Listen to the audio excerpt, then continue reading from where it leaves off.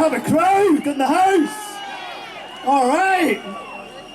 Listen, I know you're all here to hear Nicola, all right? You don't really want to hear what I've got to say. Don't worry about it. I used to be Transport Minister. I know what it's like to be unpopular, okay?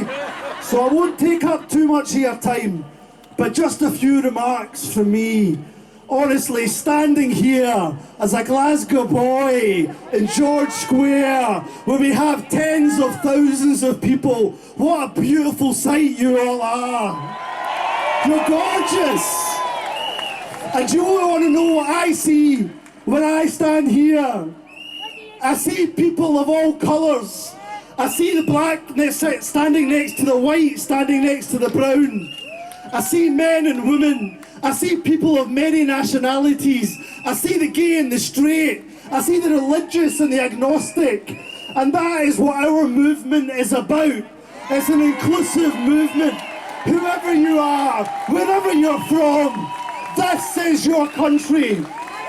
Whether you're from Poland or Pakistan, whether you're from Germany or Ghana, whether you're 10 generations Scottish or you're a Syrian refugee, this is your independence that we are fighting for.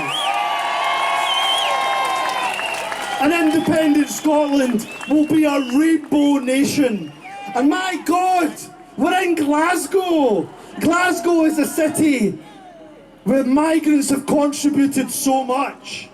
They've contributed to our business, to our academia, to our NHS, and even to our food. Thank God, this is the home of the chicken tikka masala. Oh, damn right it is. And look, to the serious point. That was all serious, but to the even more serious point. We're standing here in George Square. And this square is so symbolic, we're having this rally here. Because you stand on the shoulders of some giants. Because this square, and many times in Glasgow's history, has shown the very best of Scotland when we have seen the very worst of the United Kingdom. In 1993, the great and late Nelson Mandela was here in George Square, thanking the tens and thousands of Glaswegians that gave him the freedom of the city in 1981. When the UK Thatcher government called him a terrorist, we gave him the freedom of this great city. A few years ago, when David Cameron, remember that guy? When David Cameron shunned and turned his back on Syrian refugees, thousands of us gathered in this square, and we said loudly and we said clearly, you are welcome here. And we were the first city to welcome refugees in the entire United Kingdom.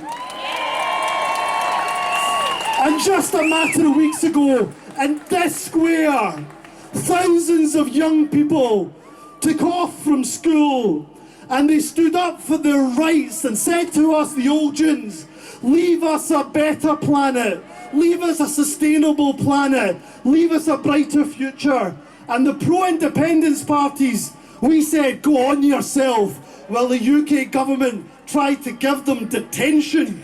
You can't give detention, you can't detain our young people, their hopes and their dreams. So ladies and gentlemen, you stand in George Square, writing and about to write the most important chapter in our nation's history, and you do it on the shoulders of some giants. And you stand here today, and I'll finish on this because the main act is next. I finish with this. You stand here in defiance. You stand in defiance of a United Kingdom arrogant Tory government that tells you Scotland cannot have its voice. Will you listen to the tens and thousands of here?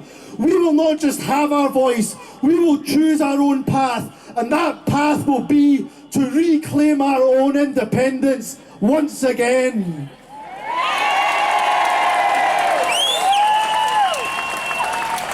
And we stand here to tell that UK government, we reject what the UK government has become. We reject your rape clause. We reject your bedroom tax. We reject, and to hell with your nuclear Trident missiles.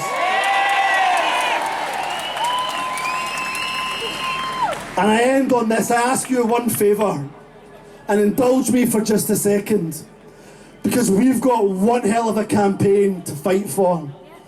And you're going to have to, and I'm going to have to, pound every pavement.